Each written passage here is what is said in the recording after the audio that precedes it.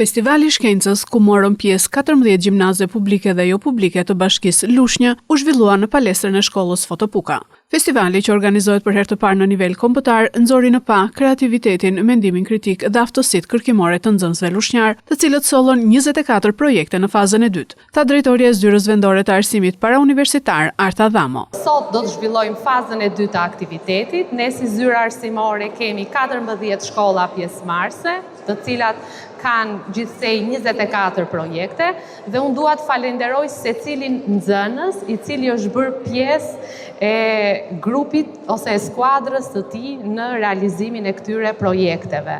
Ju falenderoj për punën në grup, për përkushtimin, për pasionin dhe për dëshirën për inovacion. Dua t'ju përgëzoj të gjithëve. Drejtoria e Inspektimit dhe Kurrikulës në Agjencinë Kombëtare të Arsimit Parauniversitar Rezarta Basha shprehu kënaqësinë që mori pjesë në këtë festival, pasi origjina e saj është nga Lushnja dhe projektet që u prezantuan janë risi dhe inovacion.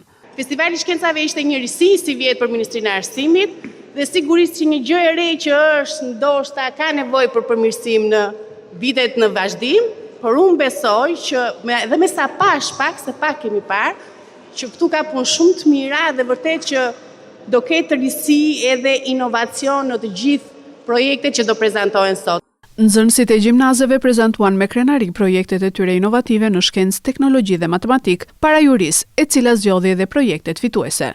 Didi Waves, analiza e muzikës dhe ndikimi i saj në mirëqenien psikologjike të nxënësve të shkollës 18 tetori dhe shtëpia ekologjike e gjimnazit Vath Koreshi. Ne jemi nxënësit e gjimnazit Vath Koreshi. Në kuadër të festivalit të shkencave, ne kemi përgatitur një projekt i cili titullohet Shtëpia ekologjike. Në këtë projekt ne demonstrojmë përdorimin e energjisë rinovueshme, kursimin e burimeve natyrore, si edhe rolin e mjedisit të gjelbër në shëndetin e njeriut. Ne tregojmë nëpërmjet paneleve diellore prodhimin e energjisë elektrike, filtrimin e ujit me materiale natyrore si qymyri dhe rëra, si edhe roli që luajnë bimin e përmirësimin e cilësisë së ajrit. Projekti përfshin njohurinë nga fizika, biologjia dhe kimia, duke i lidhur këto lëndë me njëra tjetrën me shembuj konkret dhe të kuptueshëm. Unë jam Martin Sheu nga Gjimnazi Vath Koreshi. Kam krijuar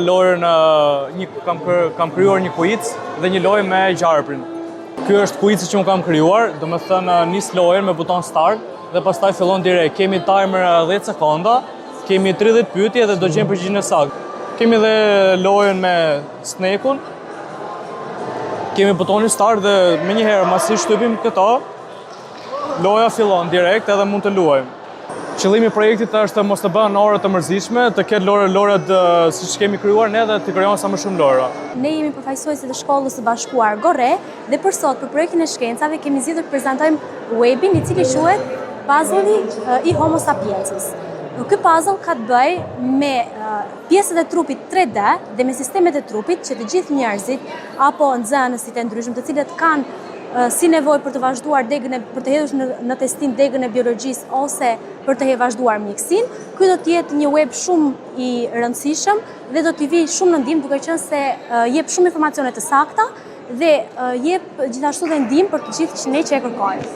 Festivali i Shkencës është një mundësi për nxënësit që të shprehin idetë e tyre dhe të eksplorojnë botën e shkencës.